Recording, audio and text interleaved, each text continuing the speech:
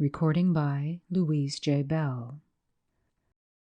Part 1 of The Insanity of Jones, A Study in Reincarnation by Algernon Blackwood. Adventures come to the adventurous, and mysterious things fall in the way of those who, with wonder and imagination, are on the watch for them.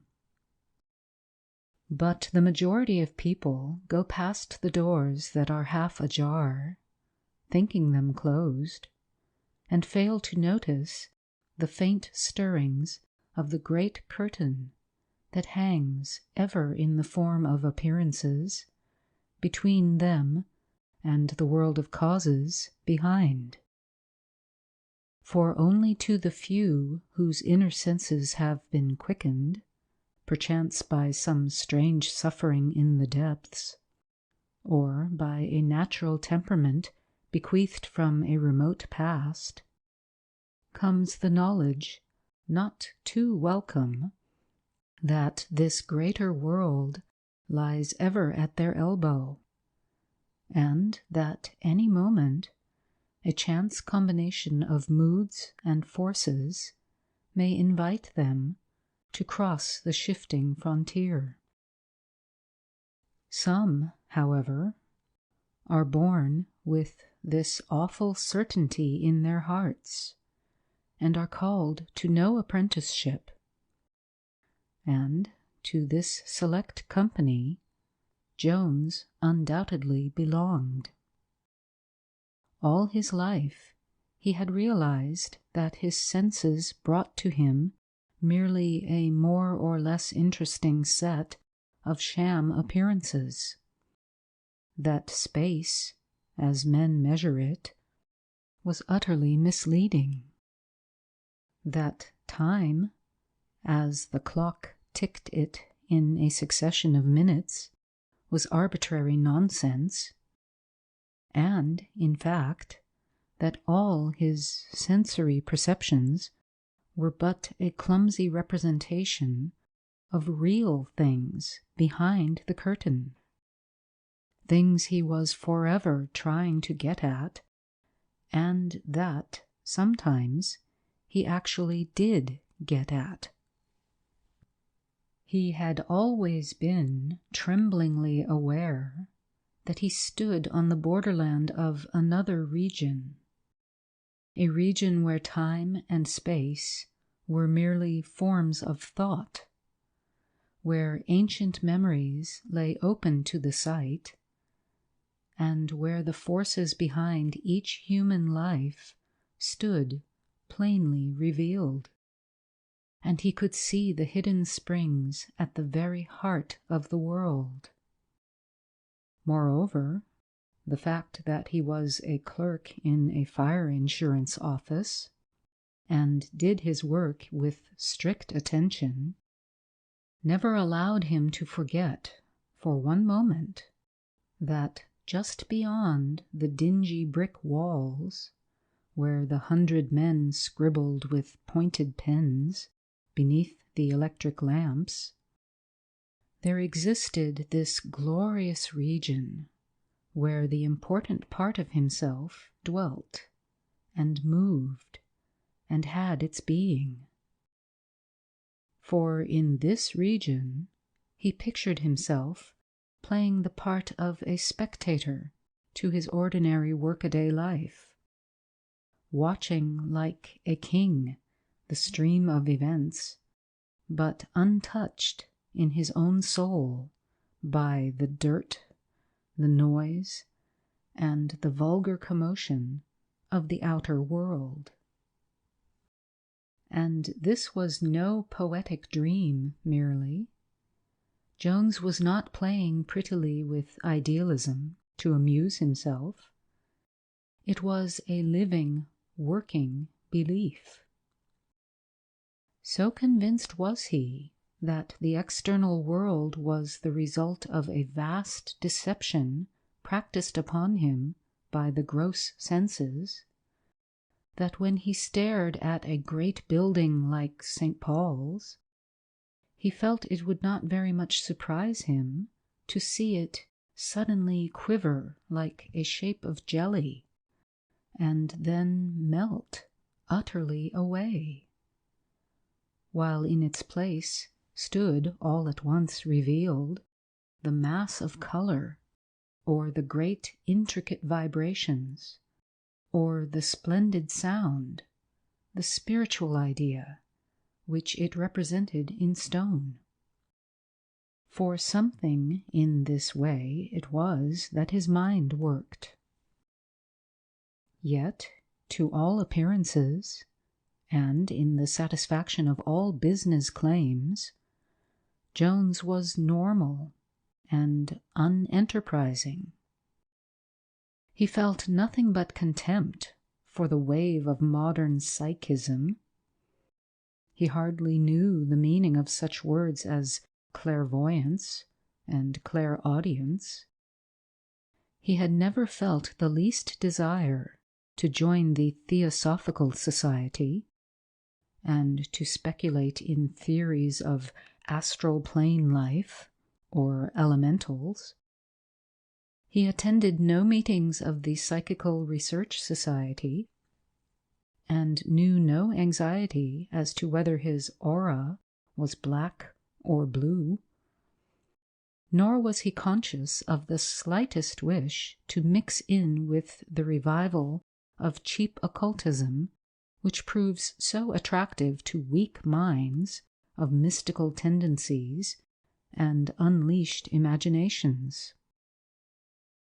There were certain things he knew, but none he cared to argue about, and he shrank instinctively from attempting to put names to the contents of this other region, knowing well that such names could only limit and define things that, according to any standards in use in the ordinary world, were simply undefinable and elusive.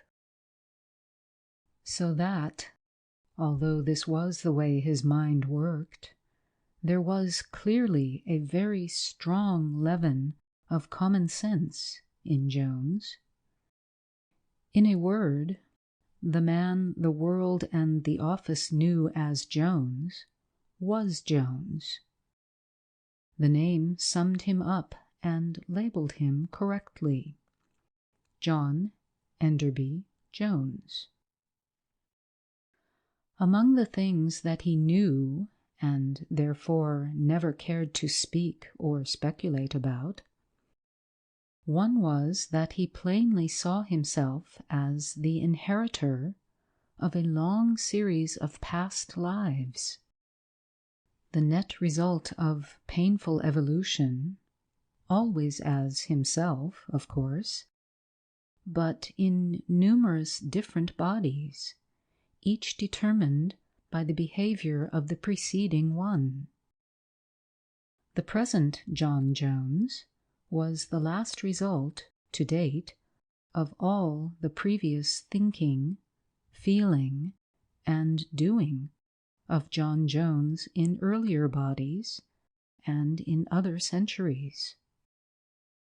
He pretended to no details, nor claimed distinguished ancestry, for he realized his past must have been utterly commonplace and insignificant to have produced his present. But he was just as sure he had been at this weary game for ages as that he breathed, and it never occurred to him to argue, to doubt, or to ask questions.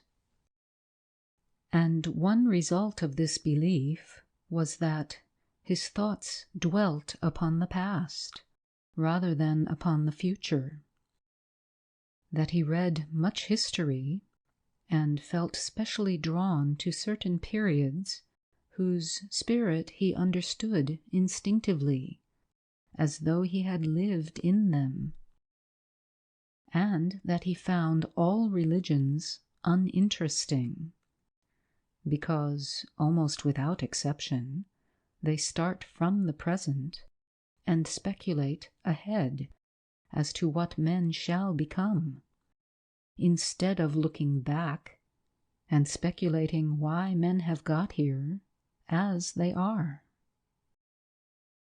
In the insurance office, he did his work exceedingly well, but without much personal ambition. Men and women he regarded as the impersonal instruments for inflicting upon him the pain or pleasure he had earned by his past workings. For chance had no place in his scheme of things at all. And while he recognized that the practical world could not get along unless every man did his work thoroughly and conscientiously, he took no interest in the accumulation of fame or money for himself, and simply, therefore, did his plain duty with indifference as to results. In common with others who lead a strictly impersonal life, he possessed the quality of utter bravery, and was always ready to face any combination of circumstances, no matter how terrible, because he saw in them the just working out of past causes he had himself set in motion, which could not be dodged or modified. And whereas the majority of people had little meaning for him, either by way of attraction or repulsion, the moment he met someone with whom he felt his past had been vitally interwoven, his whole inner being leapt up instantly and shouted the fact in his face.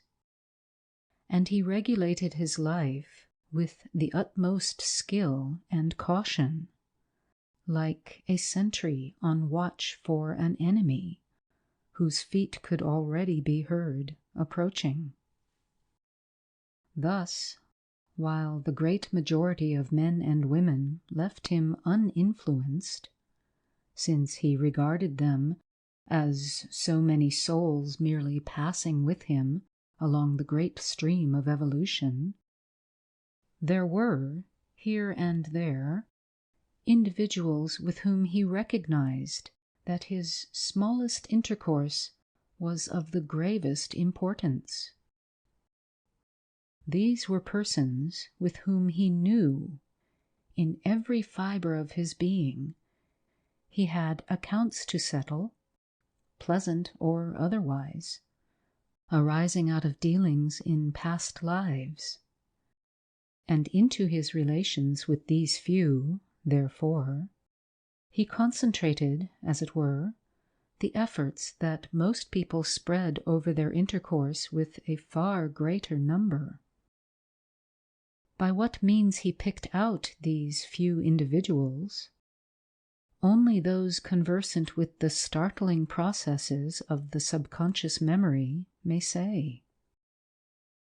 But the point was that Jones believed the main purpose, if not quite the entire purpose, of his present incarnation lay in his faithful and thorough settling of these accounts, and that, if he sought to evade the least detail of such settling, no matter how unpleasant, he would have lived in vain, and would return to his next incarnation with this added duty to perform. For, according to his beliefs, there was no chance, and could be no ultimate shirking. And to avoid a problem was merely to waste time and lose opportunities for development.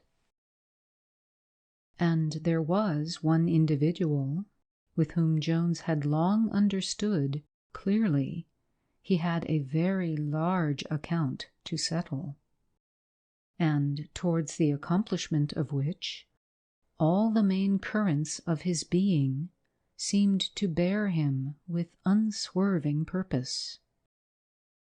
For when he first entered the insurance office as a junior clerk 10 years before, and through a glass door had caught sight of this man seated in an inner room, one of his sudden overwhelming flashes of intuitive memory had burst up into him from the depths, and he had seen, as in a flame of blinding light, a symbolical picture of the future rising out of a dreadful past. And he had, without any act of definite volition, marked down this man for a real account to be settled. With that man I shall have much to do, he said to himself, as he noted the big face look up and meet his eye through the glass. There is something I cannot shirk, a vital relation out of the past of both of us. And he went to his desk, trembling a little, and with shaking knees, as though the memory of some terrible pain had suddenly laid its icy hand upon his heart and touched the scar of a great horror. It was a moment of genuine terror when their eyes had met through the glass door, and he was conscious of an inward shrinking and loathing that seized upon him with great violence and convinced him in a single second that the settling of this account would be almost, perhaps, more than he could manage. The vision passed as swiftly as it came, dropping back again into the submerged region of his consciousness. But he never forgot it, and the whole of his life thereafter became a sort of natural, though undeliberate, preparation for the fulfillment of the great duty when the time should be ripe. In those days, 10 years ago, this man was the assistant manager, but had since been promoted as manager to one of the company's local branches. And soon afterwards, Jones had likewise found himself transferred to this same branch. A little later, again, the branch at Liverpool, one of the most important, had been in peril, owing to mismanagement and defalcation, and the man had gone to take charge of it, and again, by mere chance apparently, Jones had been promoted to the same place. And this pursuit of the assistant manager had continued for several years, often, too, in the most curious fashion. And though Jones had never exchanged a single word with him, or been so much as noticed, indeed, by the great man, the clerk understood perfectly well that these moves in the game were all part of a definite purpose. Never for one moment did he doubt that the invisibles behind the veil were slowly and surely arranging the details of it all so as to lead up suitably to the climax demanded by justice, a climax in which himself and the manager would play the leading roles. "It is inevitable," he said to himself, "and I feel it may be terrible, but when the moment comes, I shall be ready." and I pray God that I may face it properly and act like a man. Moreover, as the years passed and nothing happened, he felt the horror closing in upon him with steady increase. For the fact was, Jones hated and loathed the manager with an intensity of feeling he had never before experienced towards any human being. He shrank from his presence and from the glance of his eyes, as though he remembered to have suffered nameless cruelties at his hands. And he slowly began to realize, moreover, that the matter to be settled between them was one of very ancient standing, and that the nature of the settlement was a discharge of accumulated punishment, which would probably be very dreadful in the manner of its fulfillment. When, therefore, the chief cashier one day informed him that the man was to be in London again, this time as general manager of the head office, and said that he was charged to find a private secretary for him from among the best clerks, and further intimated that the selection had fallen upon himself, Jones accepted the promotion quietly, fatalistically, yet with a degree of inward loathing hardly to be described. For he saw in this merely another move in the evolution of the inevitable nemesis, which he simply dared not seek to frustrate by any personal consideration. And at the same time, he was conscious of a certain feeling of relief that the suspense of waiting might soon be mitigated. A secret sense of satisfaction, therefore, accompanied the unpleasant change, and Jones was able to hold himself perfectly well in hand when it was carried into effect, and he was formally introduced as private secretary to the general manager. Now, the manager was a large, fat man with a very red face and bags beneath his eyes. Being short-sighted, he wore glasses that seemed to magnify his eyes, which were always a little bloodshot. In hot weather, a sort of thin slime covered his cheeks, for he perspired easily. His head was almost entirely bald, and over his turned-down collar, his great neck folded in two distinct reddish collops of flesh. His hands were big, and his fingers almost massive in thickness.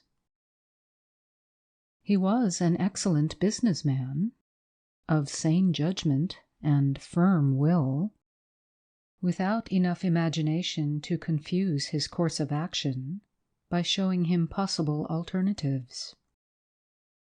And his integrity and ability caused him to be held in universal respect by the world of business and finance. In the important regions of a man's character, however, and at heart, he was coarse, brutal almost to savagery, without consideration for others, and as a result, often cruelly unjust to his helpless subordinates. In moments of temper, which were not infrequent, his face turned a dull purple, while the top of his bald head shone, by contrast, like white marble, and the bags under his eyes swelled till it seemed they would presently explode with a pop. And at these times he presented a distinctly repulsive appearance.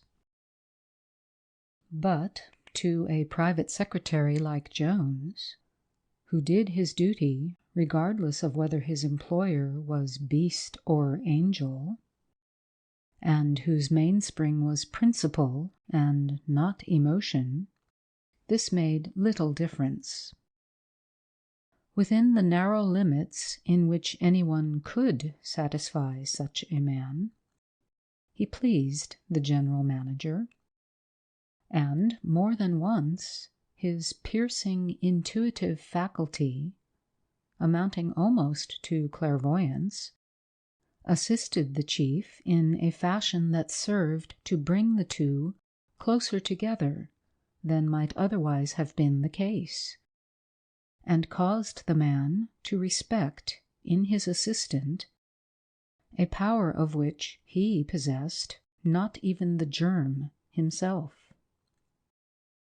It was a curious relationship that grew up between the two, and the cashier, who enjoyed the credit of having made the selection, profited by it indirectly as much as anyone else.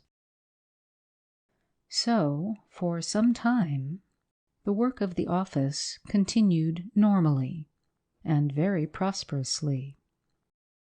John Enderby Jones received a good salary, and in the outward appearance of the two chief characters in this history, there was little change noticeable, except that the manager grew fatter and redder, and the secretary observed that his own hair was beginning to show rather grayish at the temples. There were, however, two changes in progress, and they both had to do with Jones and are important to mention. One was that he began to dream evilly. In the region of deep sleep, where the possibility of significant dreaming first develops itself, he was tormented more and more with vivid scenes and pictures in which a tall, thin man, dark and sinister of countenance, and with bad eyes, was closely associated with himself. Only the setting was that of a past age, with costumes of centuries gone by, and the scenes had to do with dreadful cruelties that could not belong to modern life as he knew it. The other change was also significant, but is not so easy to describe, for he had, in fact, become aware that some new portion of himself, hitherto unawakened, had stirred slowly into life out of the very depths of his consciousness. This new part of himself amounted almost to another personality, and he never observed its least manifestation without a strange thrill at his heart, for he understood that it had begun to watch the manager. End of Part 1 of The Insanity of Jones, a Study in Reincarnation. Recording by Louise J. Bell. Sebastopol, California.